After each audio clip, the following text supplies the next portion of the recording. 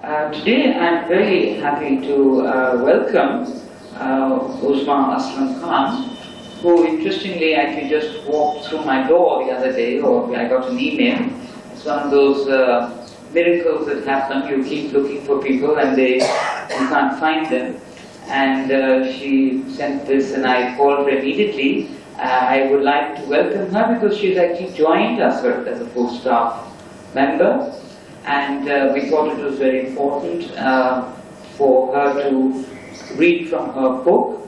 We're also very proud of her because it's her first novel, and she has joined the many novelists now from Pakistan who are writing in the English language, and many of them doing very well. Her first book, which is available outside, and we hope that you've all brought enough money to buy it, is the novel Got, and her second book, Trespassing, is already, well, it will be published next year. The first one is published by Penguin India, and that gives me some sort of, makes me feel a bit wretched that many of us have had to publish outside because our own publishers are not yet open to this. Also the distribution, because we haven't found this novel actually in the bookshops. There seems to be not a problem but a demand, and I think that reflects on many of us. Unless some foreigners tell us a Pakistani writer is good or a book is good, we don't read it. So anyway, I do want to welcome Uzma. She has a master's degree in fine arts and creative writing from the University of Arizona, and has taught creative writing at the University of Arizona for several years. She's also taught English language and literature in Morocco and in Lahore. And her last, which pleases me,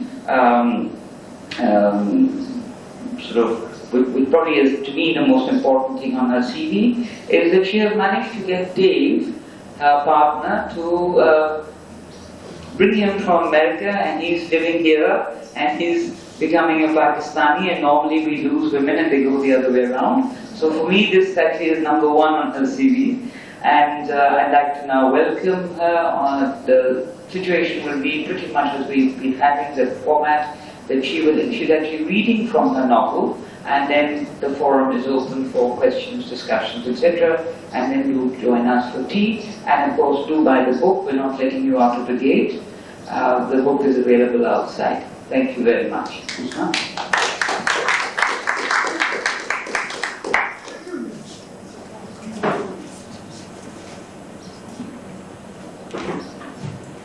Thank you for that introduction. Thanks for organizing this event, and thanks for hiring me. And thank you all for attending. Probably most of you here have not read the book, so let me just give you a very short summary of the central plot of the book. The story concerns two women, Mrs. Masood and Malika, and the plot develops according to how the lives of these two women intertwine. My writing process, I should say, is blind, in that when I started the first chapter, the two women first appeared to me and I didn't really know where I was going to go with them. In chapter 2, I just followed one of the characters home, and then her story started evolving that way. And in chapter 3, I followed one of the other women home, and her story started evolving that way. And it wasn't really until later on in the book that I realized that I was sort of weaving these two stories around each other, and that the two women would finally come together, and that's how things would start developing. But my writing process is blind, I say, in that I don't really have an outline. I don't start with an idea.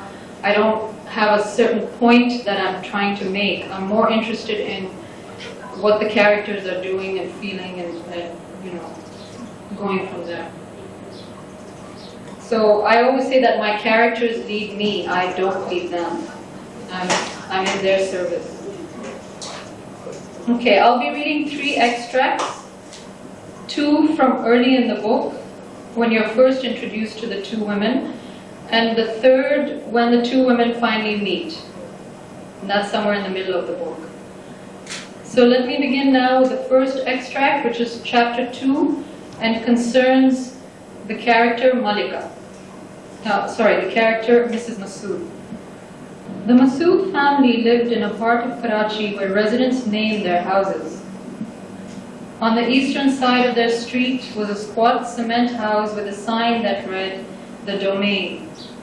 It was seldom noticed. This was followed by an enormous concoction with glazed tile towers extending 20 feet over the 15-foot wall. From inside came the sound of furious barking, and every now and then a pink nose appeared briefly. This was Glen Castle. Though every passerby thought the name obscure, none publicly questioned it. Next to it was a brick house crawling with ivy called the Bees. Then came a large empty plot, and finally the Masood Paradise, a flat building with a long driveway, clipped lawns, and sprinklers playing in unison. French windows opened onto the driveway, revealing the elaborate living room where now, facing a gold-colored divan, stood a brand new table. Mrs. Masood sat on the divan sipping an icy lemonade. She set the glass on a mother-of-pearl coaster on the table and arranged her starched dupatta over her bun so it covered half her head, the nape of her neck, and most of her shoulders. Now she wanted another sip of her drink, but restrained herself as the dupatta might shift. Only her eyes moved. They scanned the embossed pink and silver wallpaper, the Italian painting of a buxom virgin, the weighty velvet couch beneath it, the wall-to-wall carpet, and the hand-knotted burgundy one on top, with the statuettes of desert nomads sinking into its lush depths as though it were sand. One figurine was a man, the other a woman. Both were hunched in a walking position, topless. He held a walking stick in one hand and a snake in the other. She carried a baby and a pail.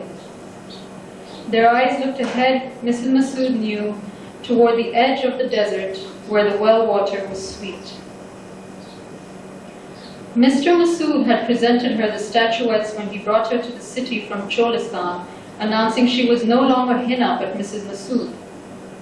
The statuettes were meant to represent all she had left behind. She had hated them instantly.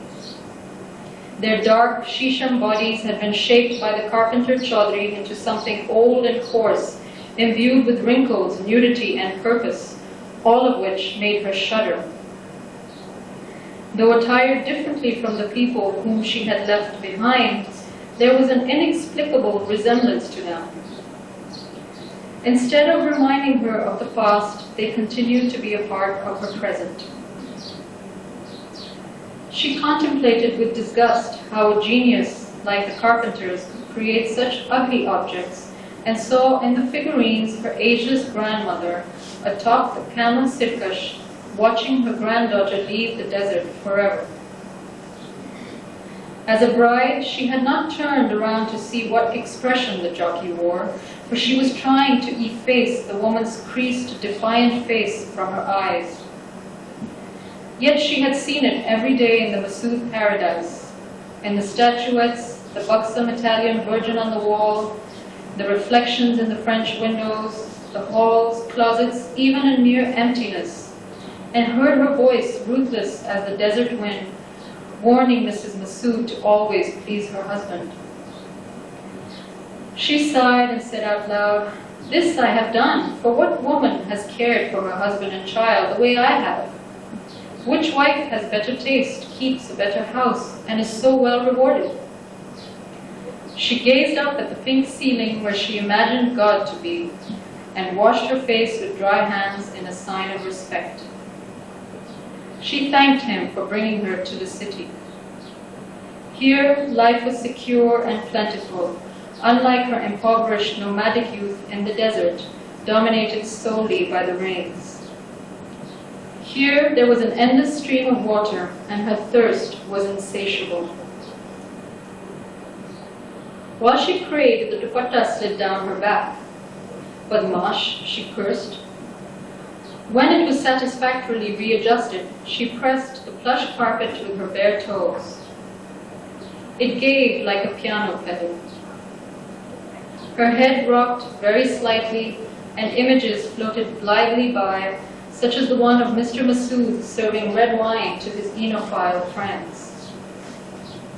She had never dared taste it, but each time he uncorked a bottle, hard, obdurate vapors rushed into her with such impregnating face, she felt dizzy and alone. Yet now, as she pushed into the juicy depths of warm Lanz's wool, her body imploded with myriad different sensations. Confidence, serenity, vigor, all of which were sweet, sweeter than the wine denied her. This living room was her wine. She could sit here and sip it all day. She rubbed the carpet silken tassels with her instep and reflected on her husband's many achievements. A retired bank manager, he had established a thriving carpet business that had sent many tongues wagging. Where did he get the capital? But she dismissed the gossip, even took pleasure in it. Their envy left a pleasant aftertaste. He would be home at 5:30, only minutes from now. At the risk of once more disturbing her dupatta, she leaned forward and caressed the sandalwood table, imbibing its musky fragrance, more potent than any wine. She understood why her husband's guests chuckled after a glass or two. The scent was so intoxicating that she burst out laughing. Mr. Masood walked into the room. "Salam, Baba," she smiled delicately. He was a large man with a fuzzy salt and pepper mustache, heavy sideburns, and hair that could not be groomed with even a dog's white-toothed comb. It had to be thinned weekly or it shed. He nodded in response to his wife and raised a three-dimensional eyebrow. "I've invited the Chocolates for dinner next Thursday. The menu should be French. Ronald is bringing a friend, so there'll be 3. I'll instruct the cook on dessert myself. You'll see to the rest." Mrs. Masood remained in exactly the same position. Only her smile grew to indicate affirmation. She was anticipating his approval of her new purchase. But instead, he strode down the corridor and she was left admiring it alone. Affronted, she dreamt her shaggy spouse was a cuddly sheepdog, herding her his lamb so she could yield and gain his sanction. As her fingertips lightly brushed the table, she grew rejuvenated and gradually forgot her pain, even disregarding the dupatta rolling down her spine again. What did it matter if Mr. Masood could not give affection when he had bestowed a palace? She slumped happily into the divan, her toes pushing into the carpet, forcing it to give. So the carpet factory referred to in the chapter I just read is the one where Malika, the other character, Malika's 5-year-old son Momin, works. Her desire is to free him from the factory and enroll him in school, and it is this goal of hers which propels the story forward. I'll now be reading a portion of the next chapter, chapter 3, which concerns Malika. On the number 15 minibus, bodies hammered bodies in a desperate attempt to claim their own space. While one responded by crouching into a nondescript ball, another rose like a tornado. Malika thought, how pliable we are. Though she and Chaudhry had never taken a bus together, she knew he would be the passenger who lowered his eyes and crumpled in a corner to make room for everyone else. Yet, she reflected, as a father, he accommodated no one. At least, not as a father of sons. For Momin, he had one goal, to keep him off the streets where his older brothers had failed. He employed one method, work. Shaukat and Moise had failed because they were not made to work enough. Malika pleaded to have young Momin sent to school, but Chaudhry insisted the discipline our boy accumulates will serve him till death, for skill is greater than education. He would say this while hacking dead wood, blowing splinters off its surface, smoothing edges adeptly with sandpaper, and stepping back to admire the emerging product.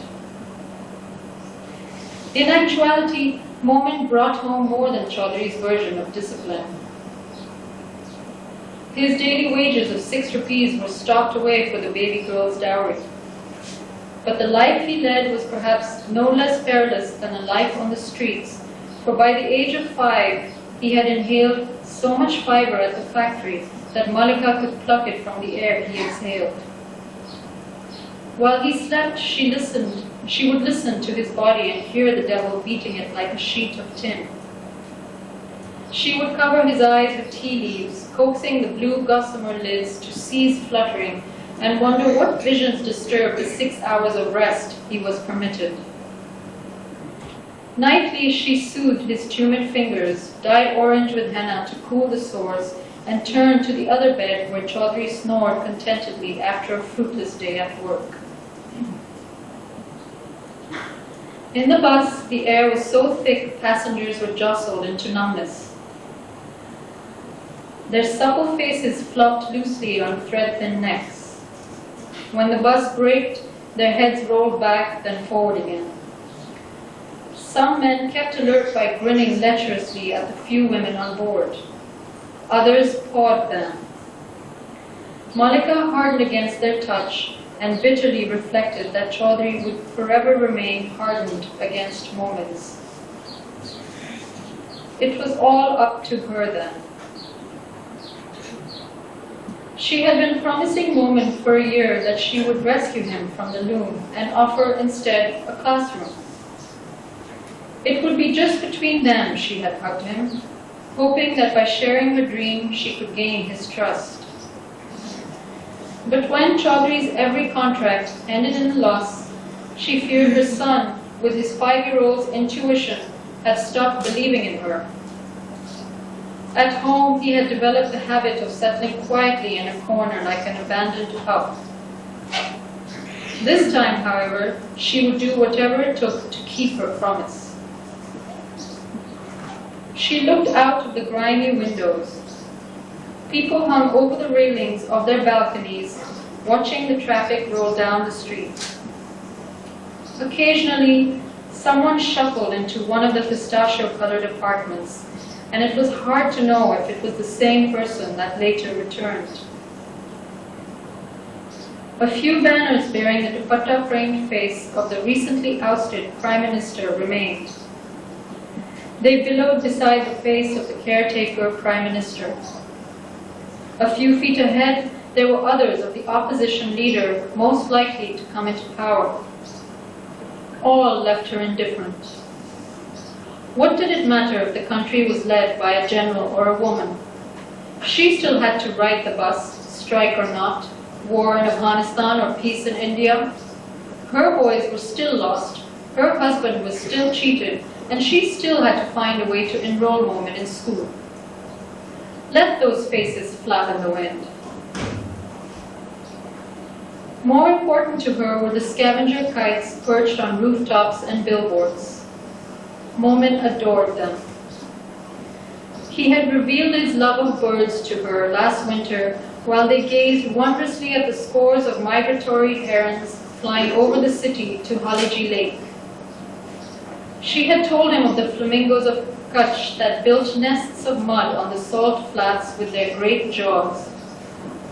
They tilt their heads so the upper jaw becomes the lower one, and that's the one that moves, she said. Astounded, Momin had clasped his mouth and felt, for the first time in his minor life, the slack hinges of his lower jaw.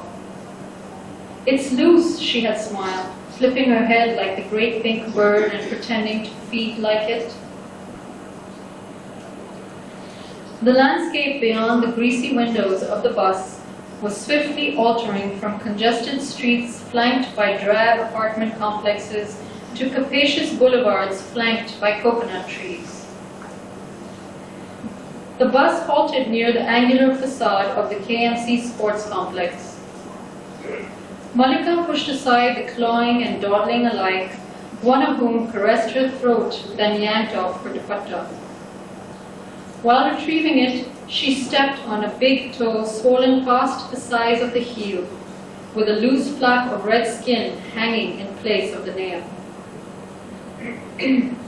Flies hovering over it followed her off the bus.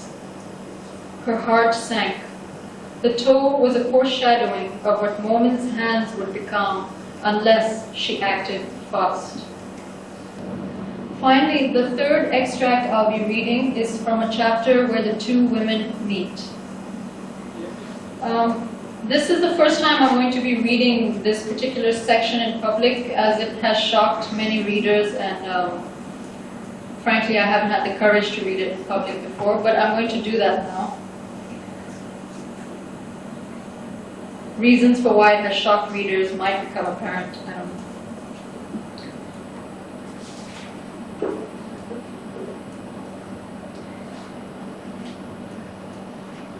Mrs. Masood rejoiced at the sound of water flowing freely from the garden hose. To be closer to the melody, she opened the windows of her living room. Gardeners were digging trenches and pits and did not need the water, but she enjoyed the waste. It made the memory of herself as a little girl watching the desert sand frolic like fireflies turn into itself and abruptly change its course so that it blew furiously into her eyes, seemed very, very far away. It was 10:30. Leila was at the hairdresser's, Tufail was in his quarters, the sweepers and the Toby had left. Very slowly she opened the cheap cabinet, freeing the perfume of sweet grass from its felt lining. The doors creaked delightfully, indicating she would soon find something terrifying and mysterious inside. She peeped through the cabinet door, imagining it to be the entrance to a dark cavern, inside which glistened the jewels. Bottles tall and lean, round and squat, with contents rolling lazily up their sides as her fingers trembled. She chose Harvey's Bristol cream and carried it, along with a quart glass shaped like a tulip, stealthily to the sandalwood table. The cabinet door shut softly behind her. She sat on the edge of the divan with the dupatta pinned carefully to her head and smelled the sherry. Its thick scent mingled with the perfume of the sandalwood and the sweet song of free-flowing water. In her mind's eye there formed an image of her husband and his friends at the dining table, all with thirsty, hangdog eyes and lolling tongues, as she nonchalantly poured herself wine that she alone had the power to deny them. The picture so tickled Mrs. Masood that she threw off her slippers and delved with her bare toes into the warmth of the burgundy rug. Once she had overheard her husband explain the rug's floral design, how it was reminiscent of 17th century Mughal patterns, which were in turn modeled after the gardens of Persia. The rectangular walled gardens, irrigated by pools and shaded by trees, were meant to represent paradise. It had been after she discovered this bit of carpet history that Mrs. Masood had named her house the Masood Paradise. Mr. Masood had also said that Mughal patterns were often naturalistic, with animals and hunting scenes. And this had tickled her fancy, since it was on a hunting expedition that Mr. Masood had stumbled upon her. It was also no coincidence that the rug's background was predominantly wine red. Her life had such order. Everything was in its place, just like all the objects in her living room and the topiary outside. She tilted her glass so the amber liquid brushed her tongue like velvet, like the silken wood closing around her foot. For the first time in her life, she became acutely aware of the space inside her mouth. When, in his characteristically rough, inattentive style, Mr. Masood would probe inside it with his tongue, she was too small for him. But now the space grew infinitesimally, every millimeter charged with sensual delight. Her tongue, previously a rusty bridge for food to hurry across, became a breathing ocean too vast to escape. The wine crystallized in the pockets of her taste buds like pearls in a shell. The pearls sank soundlessly to the spongy depths of her tongue, to the seabed, and only then was she satisfied of having sucked every flavor and every pleasure from every molecule swimming inside her. She took another sip and another, till there was no telling how many teardrop glasses were consumed. She rolled onto her belly on the plush divan, hoisted up her kurta and loosened the drawstring of her shalwar. Her dupatta rolled down her naked back lightly, like gossamer. She focused all her attention on locating it in places never touched before. The soft crevice under her knees, her instep, armpits, the nape of her neck, the deep crescent of her buttocks. Then she piled it between her legs and ground it gently. Outside the French windows, water rushed merrily from the garden hose where Monica stood gaping at the picture inside the living room. She had been banging on the kitchen door for several minutes, but when no one answered, had walked to the front. There, the gardeners had told her that the mistress was sure to be inside and pointed at the windows. So she'd walked onto the patio and found, to her utter amazement, the haughty, neatly groomed, omnipotent Mrs. Massoud squeezing a full white breast while heaving over the bulge of her dupatta, grunting like an animal. Monica held her breath, for the windows were open and she was terrified of being discovered. The pins holding Mrs. Massoud's hair tumbled silently onto the carpet. She stared at them fixedly while trying to think, rubbing her cheeks to wipe away the color flooding them. Never before had she been so ashamed. Not even the first night Chaudhry had undressed her and she had seen her naked body as if through his eyes, wondering if it were dirty or clean. When he had been satisfied and rolled off her, silent but for the panting, she had secretly promised never to see herself through him again.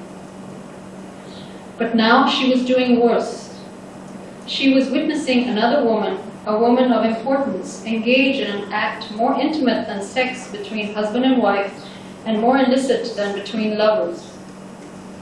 She swallowed hard, tugging at her elbows, as if the feel of her own skin, dignified under clothing, could give solace. Monica blushed.